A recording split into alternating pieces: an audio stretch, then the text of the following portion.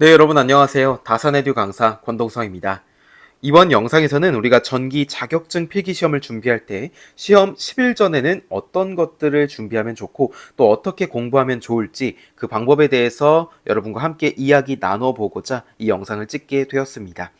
자, 먼저 일반적으로 시험 10일 전이다 라고 하는 것은 기출문제 최소 7개년부터 14개년까지 풀었다고 가정하였을 때 아마도 1회독은 마치셨을 것이라고 생각이 되는데요. 우리가 1회독이라고 하는 것은 처음에 문제를 푸는 것을 1회독이라고 하죠. 근데 이제 이는 상대적인 수치입니다. 이제 7개년 푸는 사람들은 2회독도 끝나셨을 수도 있고요. 아니면 이제 14개년 푸는 사람들은 아직도 이제 1회독을 진행 중이실 수도 있어요. 근데 이제 사람들마다 순 공부 시간, 학습 능력, 상황이 다 다르기 때문에 이는 상대적인 수치입니다. 그래서 우리가 학습을 하다가 절대 하지 말아야 할 게 바로 비교인데요. 저 사람은 저만큼 풀었는데 나는 왜 이거밖에 못 풀었지? 라고 하면서 자신을 깎아내리는 것은 절대 하지 말아야 됩니다. 시험의 가장 큰 합격 비결은요, 자신감이거든요. 내가 이 시험을 정복할 수 있다라는 자신감 하나만으로 우리가 앞으로 나아가는 것입니다. 그렇기 때문에 절대로 비교하지 마시고 이 공부법 또한 참고만 하시고 여러분만의 학습 방법을 찾아서 학습을 이어나가시면 좋겠습니다. 자, 영상은 짧게 구성이 될 것인데요. 1회독부터 그리고 3회독까지 한번 간단하게 말씀을 드려보겠습니다.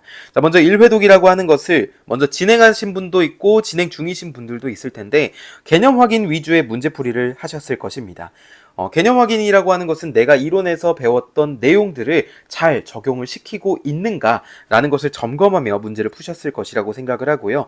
이 과정에 있어서 아는 문제, 헷갈리는 문제, 모르는 문제를 선별하시면 더욱더 좋고 그렇게 하셨다면 잘 하신 것입니다. 이 과정은 추후에 이제 회독을 반복을 했을 때 시간을 줄여주는 과정 중 하나이므로 굉장히 중요하다라고 볼 수가 있겠죠.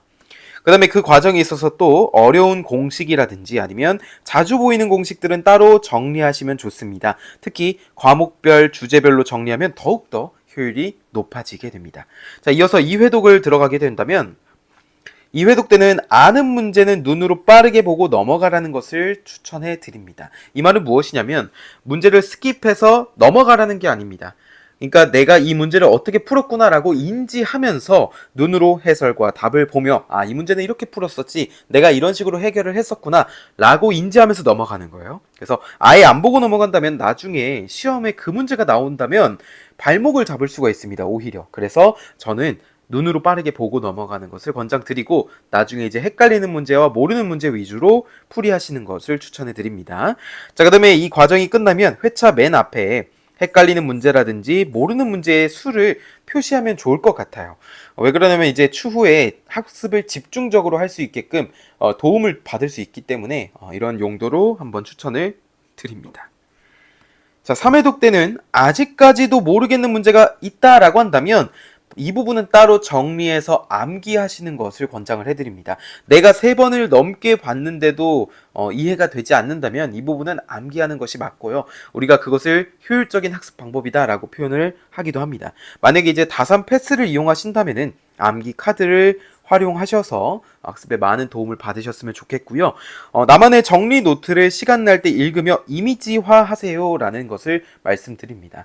여기서 말하는 정리 노트란 뭐 어떤 특징, 장단점들도 될 수도 있고요. 아니면 앞서 말씀드렸던 공식들 있죠. 좀 복잡하고 어려운 공식들, 자주 나오는 공식들을 시간 날 때마다 읽으면서 이미지화를 하는 겁니다.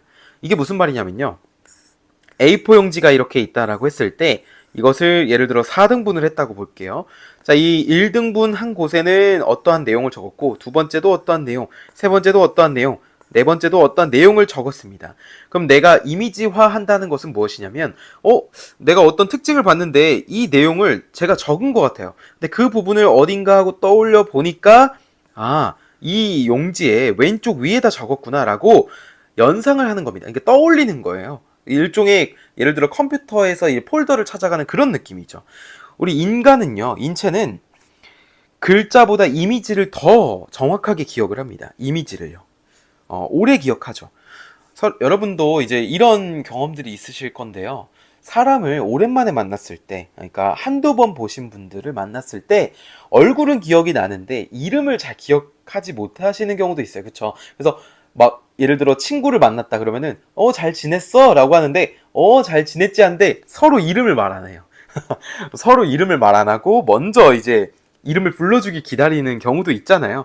그래서 이것처럼 인간은 이미지를 더 잘 기억합니다. 우리가 어디 놀러 갔을 때도 유명한 관광 명소라든지 건축물들을 봤을 때 그거 풍경이 어땠고 어떻게 생겼고 이런 것들은 잘 기억이 나는데 그것이 어떻게 만들어졌고 언제 만들어졌고 누가 만들었고 이런 것들을 잘 기억을 못 하잖아요. 즉 설명문을 보더라도 그 설명문은 나중에 기억이 나지 않을 확률이 높다라는 것이죠. 그렇기 때문에 우리가 이미지화하는 것이 가벼워 보일 수는 있겠지만 굉장히 중요한 것이다라고 말씀을 드릴 수가 있겠습니다. 자, 이렇게 짧은 영상에서 제 경험과 그리고 여러 수험생분들의 이야기들을 토대로 시험 10일 전의 공부법에 대해서 말씀을 드렸습니다. 이것은 이제 상대적인 방법이고요. 여러분이 열심히 하신 만큼 좋은 결과 있으실 것이니까 끝까지 자기 자신을 믿고 앞으로 나아가시길 바라겠습니다. 감사합니다.